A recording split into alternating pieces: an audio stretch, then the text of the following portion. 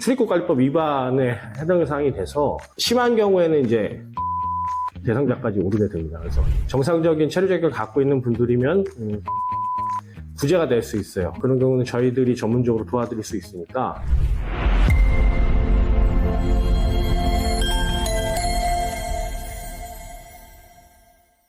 안녕하세요. 골드윈의 유지영입니다. 오늘은 2024년 4월 19일 금요일 저녁에 영상을 찍고 있습니다. 감기가 걸려서 좀 목소리가 안 좋은데 양해를 좀 부탁드리겠습니다. 오늘 영상의 주제는 체류 자격의 활동 허가에 관련된 영상을 주제로 콘텐츠를 찍도록 하겠습니다. 오늘은 양주 출입국에 다녀왔어요. 제가 활동하는 무대와 좀 거리가 있어서 가보지는 못했는데 체류 자격의 활동으로 해서 보호되신 외국인을 구제하기 위해서 오늘 다녀왔습니다. 다행히 이제 사법 심사를 잘 받고 외국인을 구제를 해서 가정으로 돌려보냈는데, 사례를 기준으로 해서 체류 자격의 활동에 대해서 좀 얘기를 해봐야 되겠다 생각이 들었어요.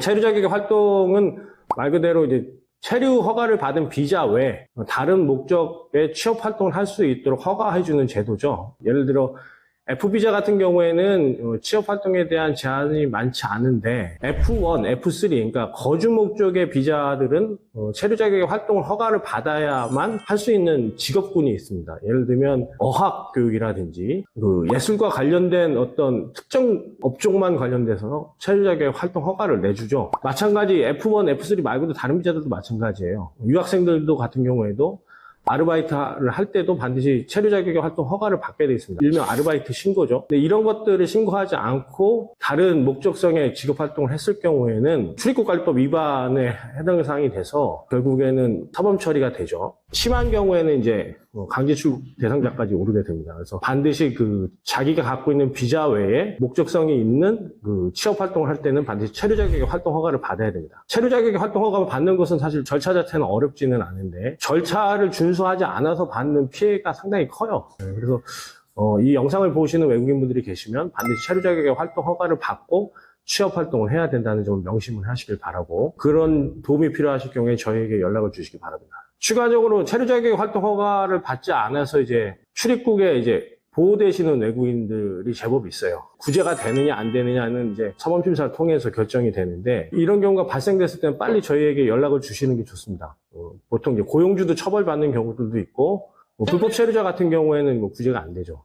정상적인 체류 자격을 갖고 있는 분들이면 사법심사 때 구제가 될 수 있어요.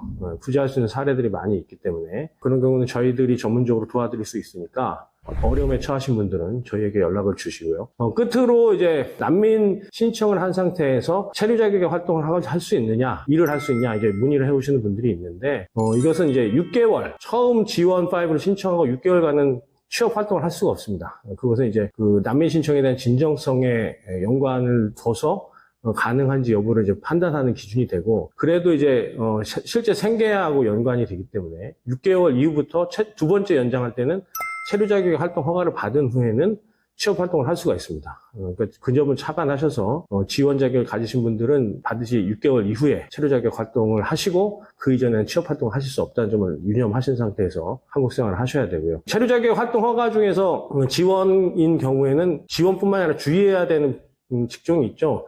우리가 흔히 말하는 노가다, 건설직 노무, 배달업 또는 파출부 이런 것들은 종사할 수 없게 되어 있습니다. 그리고 사우나, 마사지, 또 노래방 도우미 같은 유흥업도 종사할 수 없게 되어 있어요. 이건 체류 자격의 활동 허가도 나지도 않아요. 그러니까 요 업종들에 대해서는 취업 활동을 할 때 유념을 하셔야 되고, 그거에 대한 불이익 처분은 강제퇴고로 이어질 가능성이 있으니까 해당 업종을 유의하셔서 취업 활동을 하시기를 권유를 드리겠습니다. 4월도 벌써 다 마무리가 돼가네요. 시작한 지 얼마 되지도 않은 것 같은데 벚꽃도 다 지고 꽃잔디가 많이 만발하고 철쭉이 올라오는 계절인데 좋은 주말 보내시고요. 저는 다른 유익한 컨텐츠로 다시 인사드리겠습니다. 끝까지 시청해 주셔서 감사합니다. 지금까지 골드윈의 유지영이었습니다. 감사합니다.